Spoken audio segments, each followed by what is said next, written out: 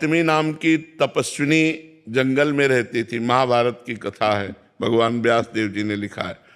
तो उनके एक पुत्र था, उस पुत्र को एक सांप ने काट लिया और वो जो जंगली कोल भील होते हैं वो उनके पुत्र को लाकर कहा, देवी आपका पुत्र मर चुका है और इसको सांप ने काटा है। वो बहुत तपस्विनी थी और मंत्रवेत्ता थी।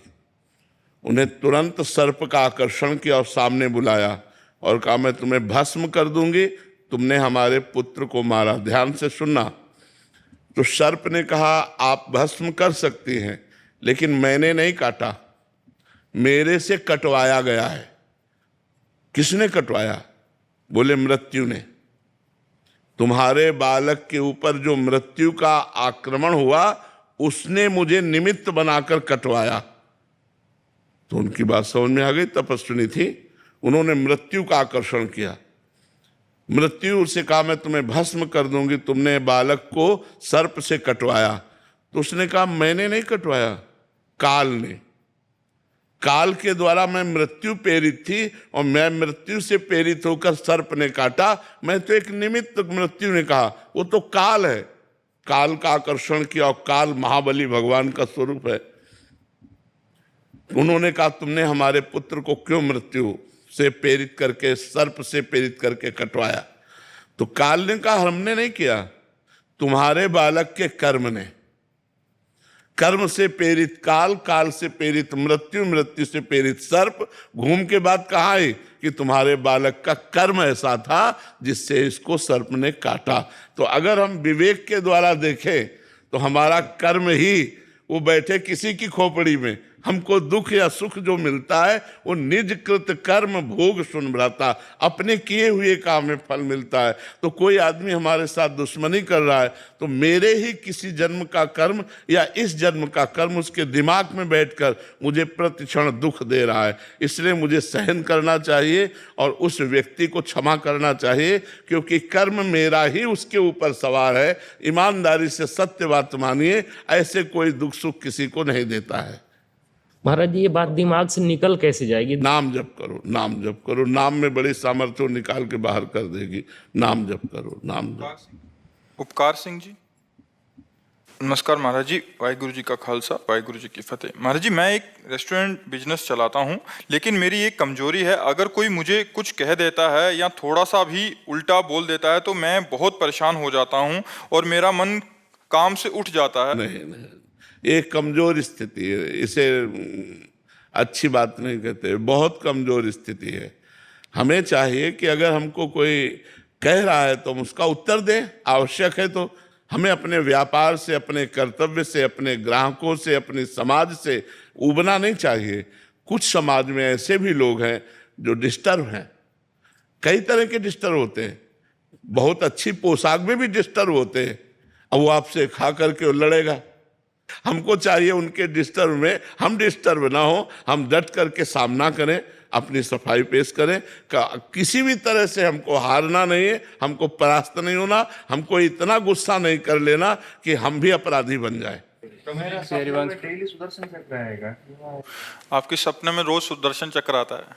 अरे बड़ी बढ़िया बात है यार, एक दिन मांग ले उनसे, कह दे। अब ऐसे भगवान का पार्षद, बहुत दिव्य पार्षद है सुदर्शन जी।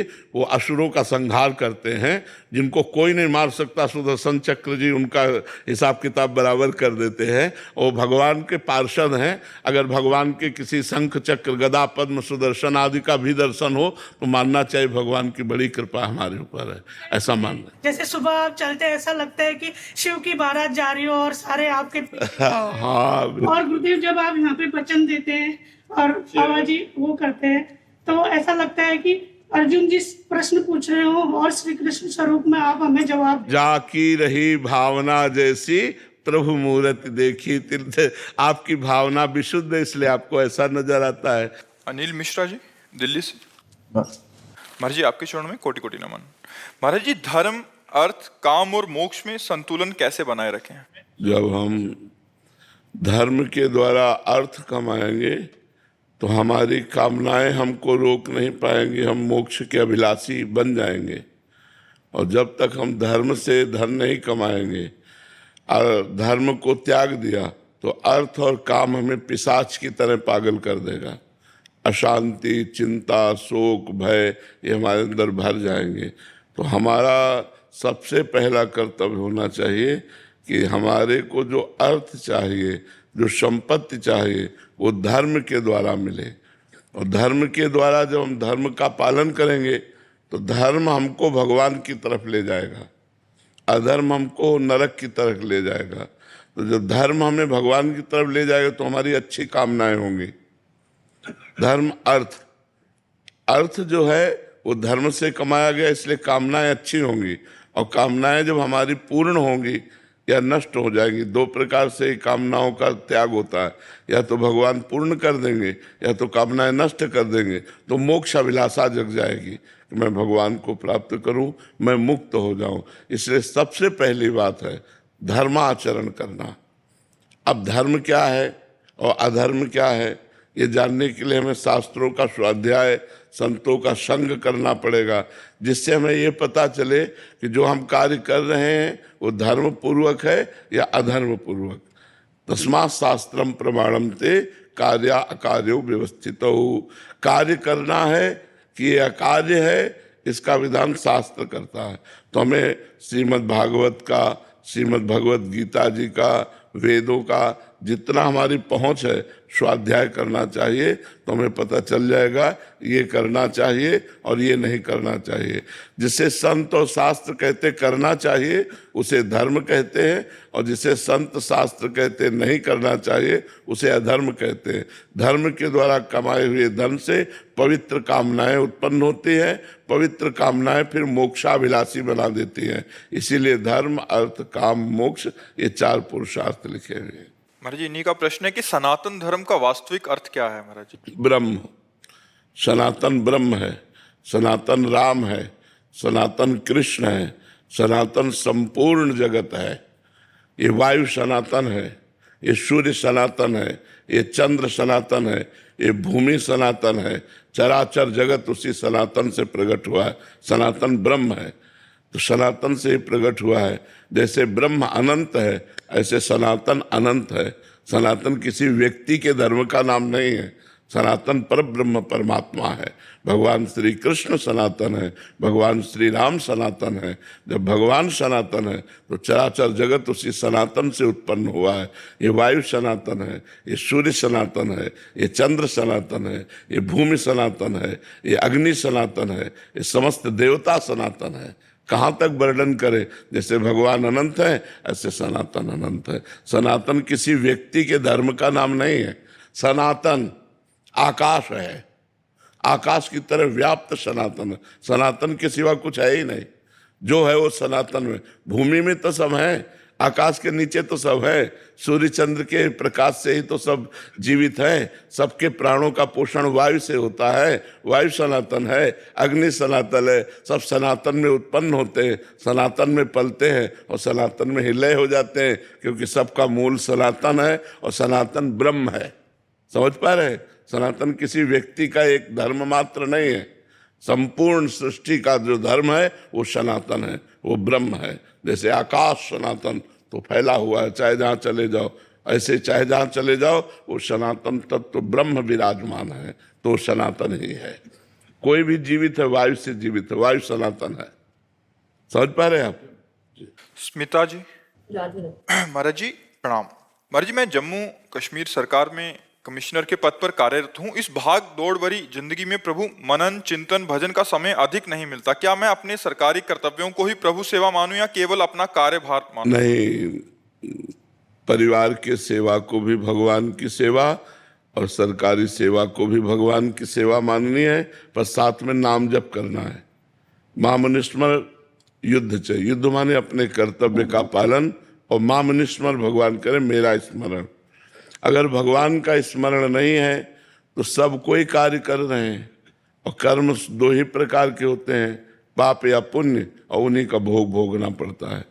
अगर हम भगवान का नाम जप कर रहे हैं और अपने कर्म को भगवान की सेवा मानकर कर्म को भगवान को समर्पित करते हैं, तो इससे हमारा भगवत प्राप्ति का मार्ग पुष्ट हो जाएगा। जैसे 4 घंटे हमने कोई काम किया, संसारिक है, घोर संसारिक है, बीच बीच में राधा राधा स्मरण किया और उस 4 घंटे को, हे प्रभु ये जो 4 घंटे हमने कार्य किया ये आपको समर्पण करते, कृष्णार्पणमस्तु। तो वो 4 घंटे आपके भगवान की सेवा के समर्पित हो गए, क्योंकि संसार भगवान का है और इसमें जो भी सेवा है वो भगवान की ही सेवा है। पर भगवत स्मरण करते हुए, भगवान को कर्म समर्पित करते हुए हम भगवत मार्ग में चल सकते हैं। अच्छा, भागा दौड़ी कितनी, हम लोग प्रमाद स्थिति, प्रमाद समझते हो, आलस्य प्रमाद स्थिति के कारण ऐसा बोल देते कि हमारे पास टाइम नहीं है।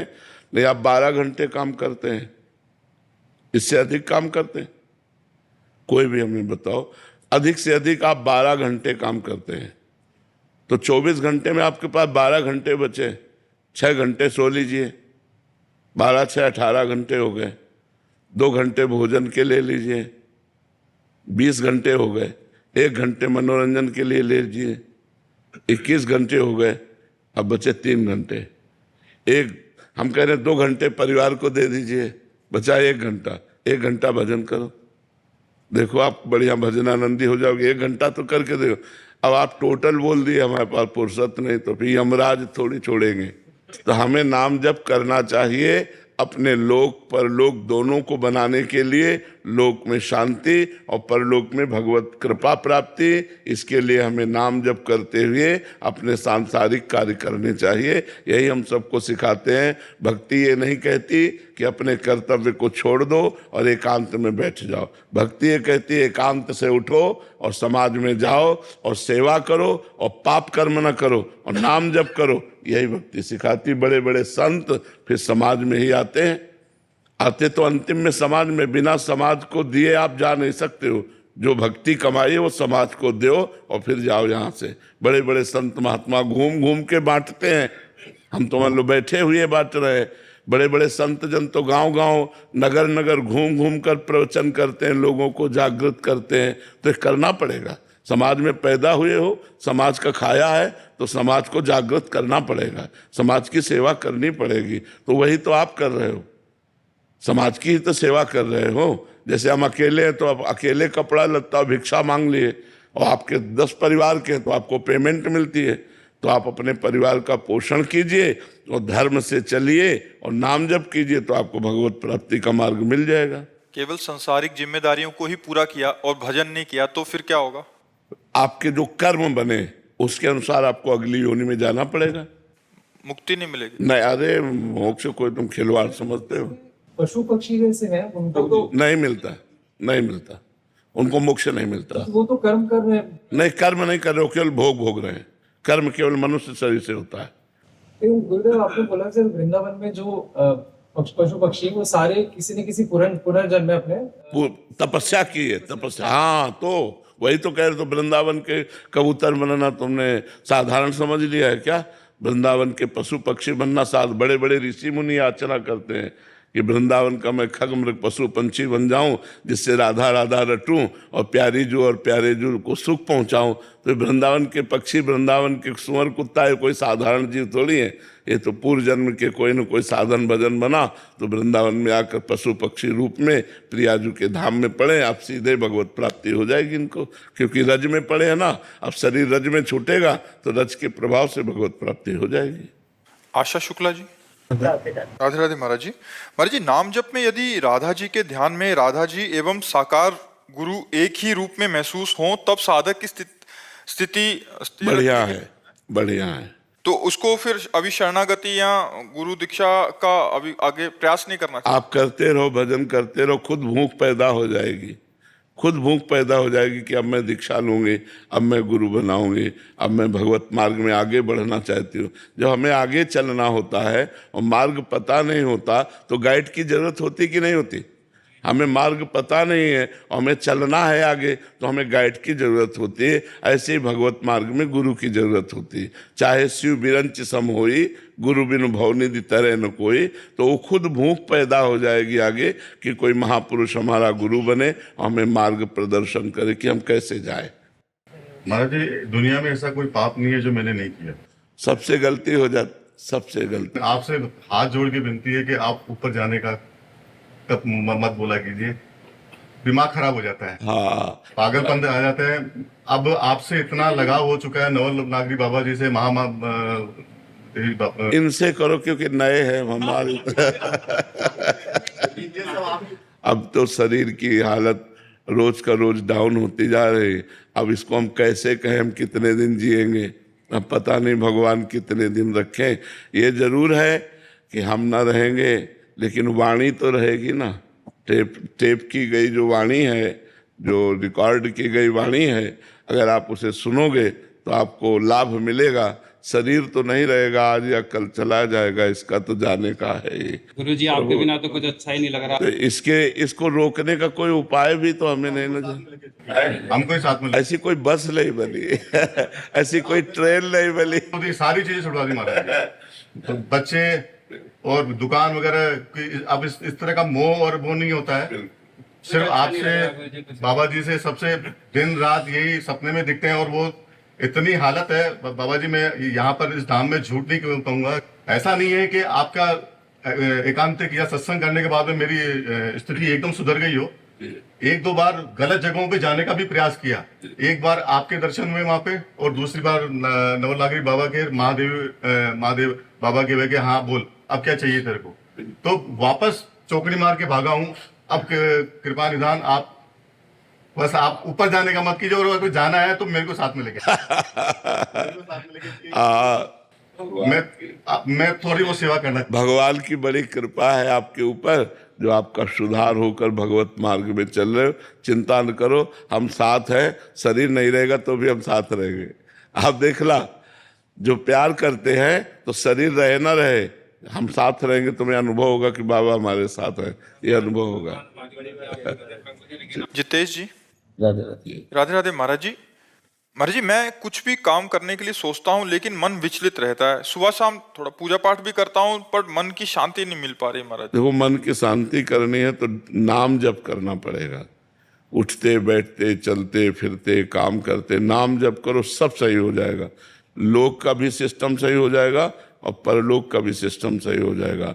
नाम जप करो। नाम जप के बिना शांति नहीं प्राप्त होगी। चाहे जितना धन कमा लो, चाहे जितना बढ़िया मकान बना लो, चाहे जो व्यवस्था करो, जब तक चित्त भगवान से नहीं जुड़ेगा तब तक शांति प्राप्त होने की नहीं है। हम अपना अनुभव, संतों की बात और शास्त्र की बात बताते हैं। तब लगी कुशल न जीव को, सपने हो मन विश्राम। जब लगी भजत न राम को, शोक धाम तज काम।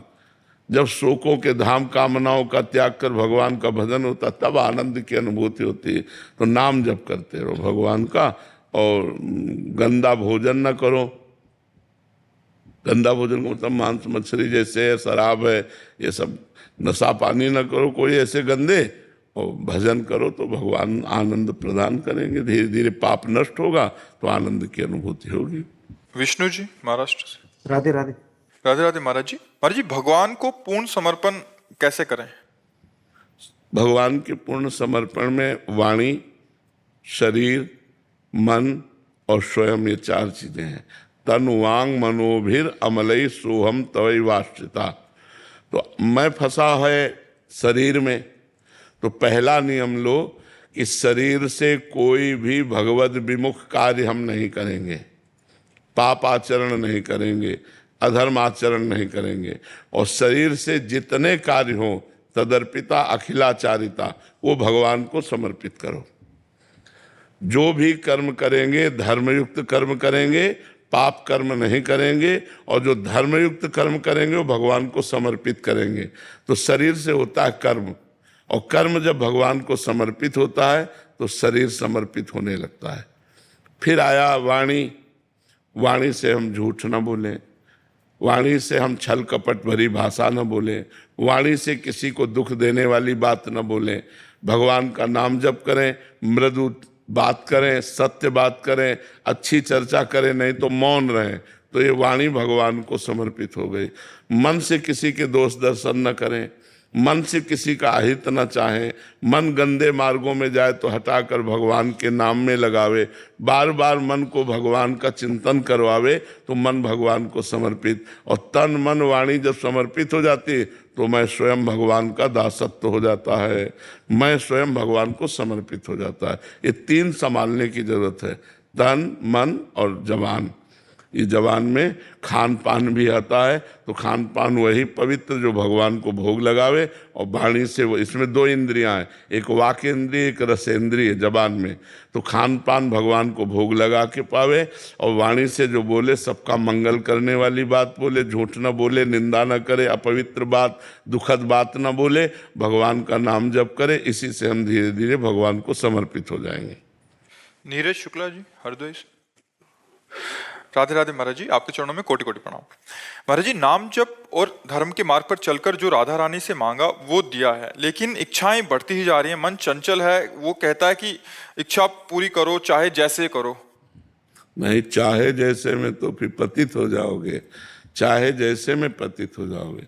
नहीं, हमारी चाह है, भगवान कृपा करें तो पूर्ण कर दें, नहीं तो हमें चाहे जैसे नहीं पूरी करनी। पर विचलित हो जाता हूँ महाराज जी, अंदर ही अंदर पूछा करता। हाँ, नहीं, चाहे जैसा शब्द तो बहुत खतरनाक है, तो फिर हम गलत मार्ग का अनुसरण कर सकते हैं, गंदे मार्ग का अनुसरण नहीं। चाहे जैसे नहीं, धर्म से हम प्राप्त करना चाहते हैं और भगवान से हम अपनी इच्छाओं की पूर्ति चाहते हैं तो मंगल हो जाएगा। भगवान से इच्छा पूर्ति के लिए भजन की आवश्यकता है, हम जितना भजन करेंगे उतना ही भगवान हमारी इच्छाओं की पूर्ति करेंगे। महाराज जी, कभी कभी लगता है जैसे कि मेरा बाबा ऐसा कंप्यूटर है गुरुदेव, जिसके बाद विचलित हुआ, छुट्टी लिए चला आया।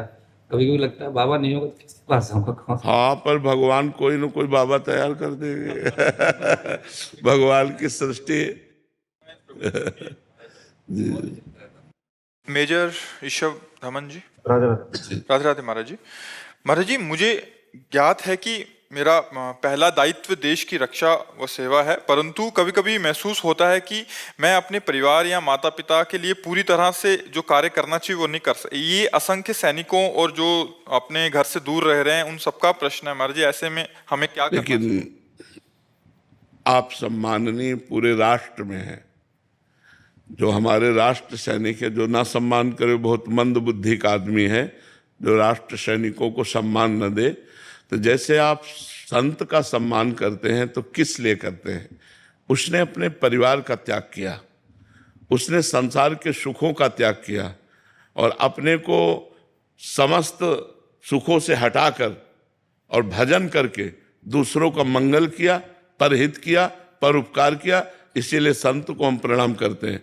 तो बस जैसे संत वैसे भारत के सैनिक, उन्होंने अपने परिवार के संबंध की जो पुष्टता चाहिए उसका त्याग किया।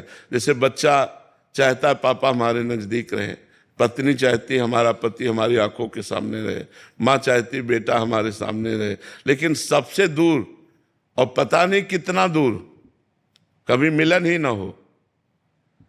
संत को तो यह है कि उसने जानबूझकर सब त्याग कर भजन में तो जीवित तो है, लेकिन आपके जीवन का भी ठिकाना नहीं है कि पता नहीं लौट के आना हो कि ना आना हो। ये प्राण रूपी पुष्प देश की बलिवेदी पर चढ़ जाए, किस समय कहाँ कैसा आर्डर और वहाँ जा कर के कैसा हो।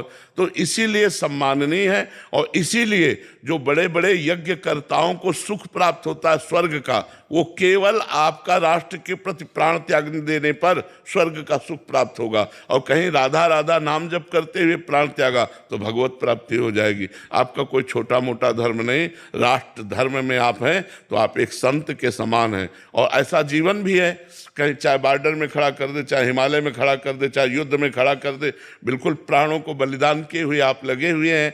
तो परिवार का आपके संरक्षण और उसकी पुष्टता भगवान करेंगे। आप राष्ट्र की सुरक्षा और राष्ट्र की व्यवस्था में आप अपने जीवन को समर्पित किए हैं, समर्पित ही किए रहिए। आप परिवार की चिंता न कीजिए, उसका पोषण भगवान करेंगे, उसकी सुरक्षा भगवान करेंगे। पूरे राष्ट्र को चाहिए, पूरे भारत को चाहिए कि अपने भारत के सैनिकों का उत्साहवर्धन करे और उनका सम्मान करे, क्योंकि वो राष्ट्र के लिए जीवन समर्पित किए हुए हैं।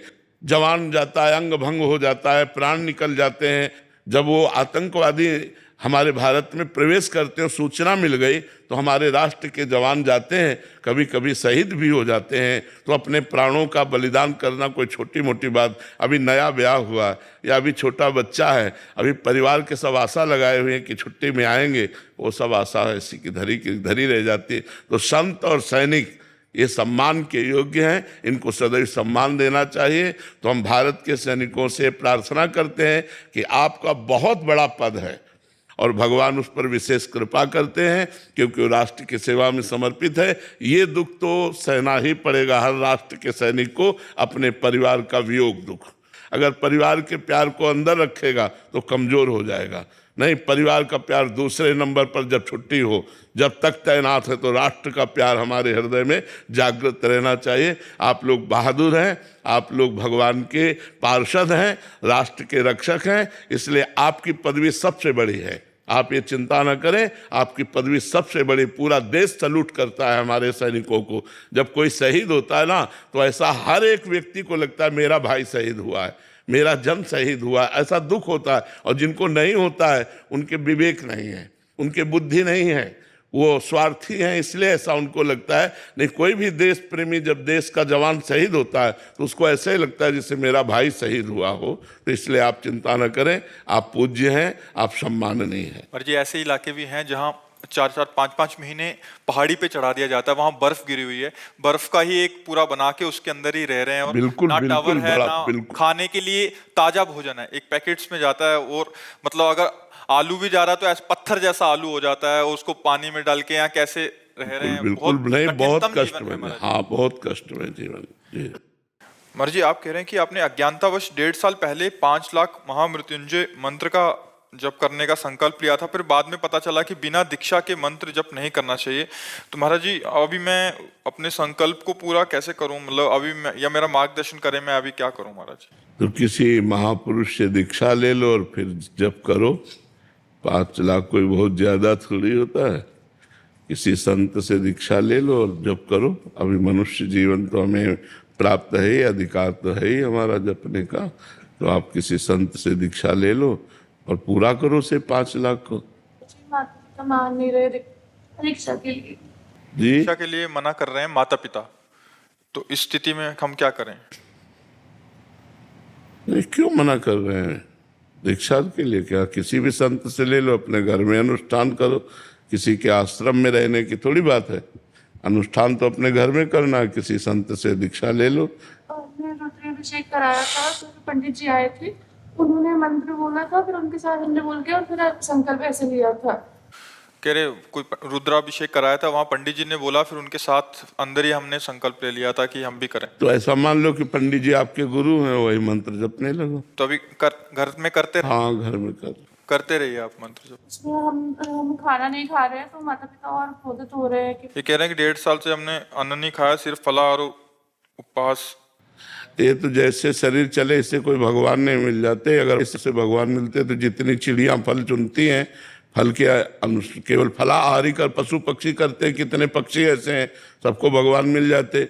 मछली जलाहार करती, भगवान मिल जाते। केचुआ मिट्टी खाता है, उसे भगवान मिल जाते। इन सब बातों से भगवान नहीं मिलते। भगवान मिलते डट के भजन करने से। दैन्य भाव होके, दिखावा ना करके, अंदर ही अंदर खूब भजन करो, भगवान के लिए रो, इसी से भगवान की प्राप्ति होती है। अब एक सेव कितने का मिलता है? अगर एक सेव खरीदा जाए तो कितने का मिलेगा? 40 या 40 रुपये। हाँ, अब सही दाम बताया, 40 रुपये का। और 20 रुपये का, 25 रुपये का आधा किलो आटा मिल जाएगा कि नहीं मिल जाएगा? तो बढ़िया उसकी 2 रोटी बनाओ, 2 परवल की सब्जी रख लो और डट के उसको पाको, डट के भजन करो। अगर 24 घंटे में एक सेव भी खा रहे हो तो 40 रुपया का खर्चा हो रहा है।